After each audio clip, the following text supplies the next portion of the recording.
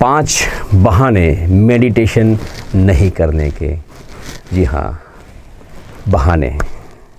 हम सब जानते हैं कि मेडिटेशन बहुत हेल्प कर सकता है, मगर नहीं कर रहे हैं।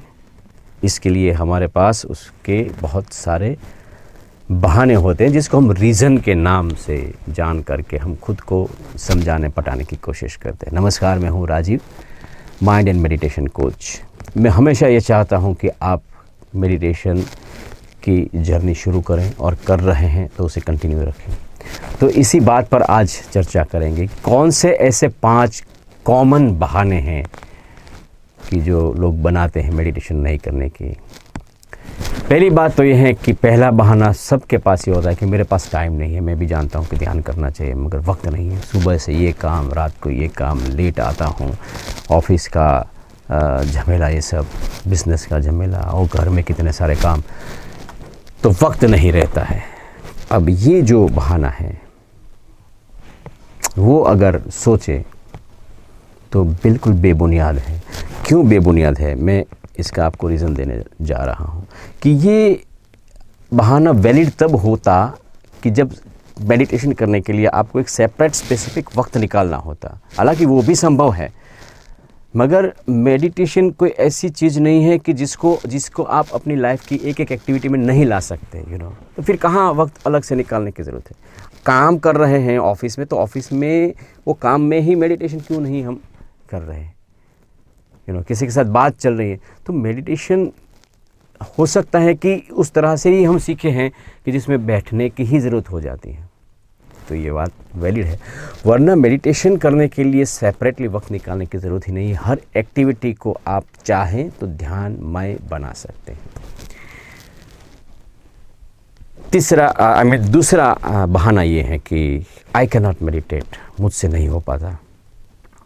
3-4 अनुभव पहले किए होंगे, तो ये अनुभव में आ जाती है बात, और फिर ये बिलीफ बन जाती है कि ये मुझसे नहीं हो पाता। ठीक है, नहीं हो पाता, ये एक रीज़न है, मगर जिस तरह से सीखना चाहिए उस तरह से जब हमें नहीं सिखाया जाता है, या तो सिखाने वाले ने बहुत अच्छी तरह से सिखाया है मगर हम उसको कुछ अलग ही माइंडसेट के साथ सीख रहे हैं, तो हो सकता है कि हमसे ध्यान नहीं हो पा रहा। और एक बात ये भी है, ये मेरा निजी ऑब्जर्वेशन रहा है, कि जब आपको पर्सनली फील नहीं होता कि मुझे मेडिटेशन की ज़रूरत है, तो फिर मेडिटेशन नहीं हो पाता है हमसे। मगर जब पता चल जाता है हमें ख़ुद को कि मेडिटेशन मेरी बहुत ही ज़रूरत है, और मैं ये सारी सीरीज़ इसीलिए चला रहा हूँ ताकि आपको पता चले कि मेडिटेशन सबके लिए ज़रूरी है। मैंने एक वीडियो पहले बनाया था जिसमें कहा था कि मेडिटेशन किस किस के लिए ज़रूरी है। तो जब पता चले कि मेरे लिए ज़रूरी है, उससे मुझे ये फ़ायदा होने वाला है, ये फ़ायदा होने वाला है, वो फ़ायदा होने वाला है, मेरी हेल्थ में इम्प्रूवमेंट होने वाला है, मेरे वेलबींग में इम्प्रूवमेंट होने वाला है, मेरे इमोशनल स्टेट में इम्प्रूवमेंट होने वाला है, मेरे डिसीजन, मेरा इंट्यूटिव पावर, मेरी creativity, everything is going to be very क्या कहते हैं इसको, पॉजिटिवली अफेक्टेड बाय मेडिटेशन। तो ज़रूर हमसे हो सकता है।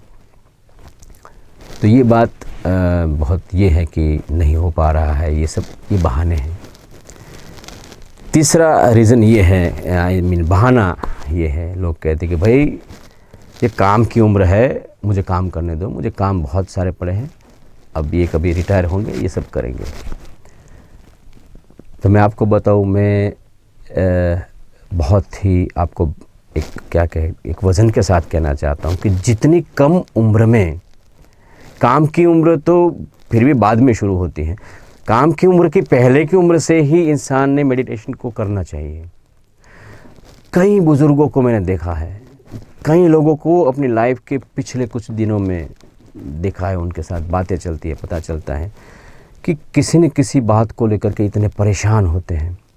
हमें लगता है कि पूरी ज़िंदगी का उनका सफ़र कैसा रहा होगा, और तब एक चीज़ मुझे हमेशा लगती है कि इन्होंने पहले से ही अपनी लाइफ में अगर मेडिटेशन को अपना लिया होता तो वे आज इतने दुखी नहीं होते। और जबकि कोई अपने पास उस वक्त गुजारने के लिए, एक आधा घंटा बैठने के लिए भी जिस लोगों के पास समय नहीं होता है, उस वक्त अगर पहले से ध्यान को हैबिट में लाए होते तो कितना वक्त होता उस वक्त तो मेडिटेशन करने के लिए। सो ये बातें जो है वो बिल्कुल जिसका कोई बेस नहीं है, ये सिर्फ बहाने हैं।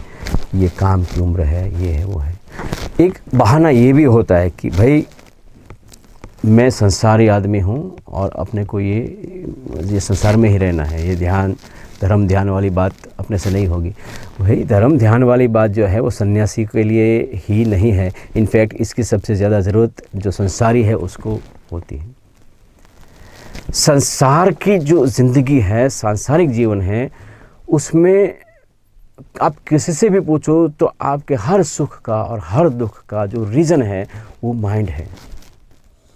और उसको जब तक हम खुद अपनी इच्छा के अनुसार नहीं चला पाते तब तक ये होता ही रहने वाला है।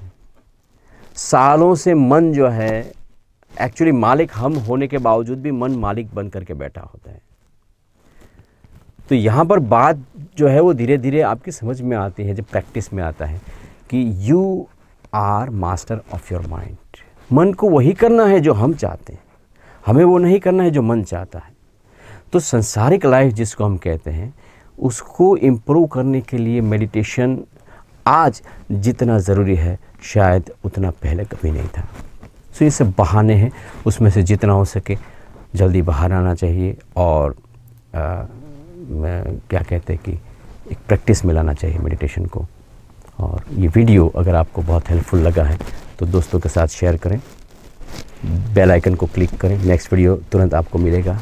सब्सक्राइब भी करें अभी तक नहीं किया है तो इस चैनल को, और कमेंट बॉक्स में ज़रूर कमेंट करें। Thank you very much for being with me and watching this video. नमस्ते।